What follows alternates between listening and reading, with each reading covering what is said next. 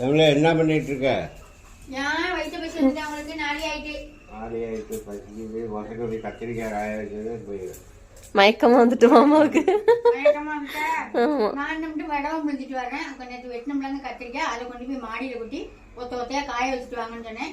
வடவை முடிஞ்சிட்டு வந்து சரி இதையும் கொண்டு வெயில வச்சலான்னு பண்ணா அதுக்குள்ள வயிற்று பசிக்கிறாங்க.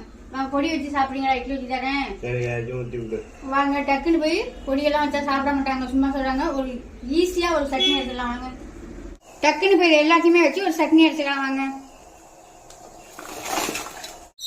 சூப்பரான ஒரு சட்னி அடிச்சாச்சு. இப்ப வாங்க சாப்பாடு வச்சிடலாம்.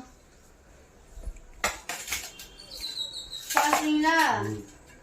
சாப்பிட்டு அந்த இன்னொரு கொத்தரக்காய் எல்லாம் இருக்குல்ல, அதையும் கொஞ்சத்தை கொட்டி கிண்டுக்கிடுங்க. நான் சாப்பிட்டு வரேன். நான் அவ்வளோதான். சூப்பரான டக்குன்னு ஒரு சட்னி அரைச்சி சாப்பிட்டாச்சுங்க. காலை டிஃபன் முடிஞ்சுது. பாய்.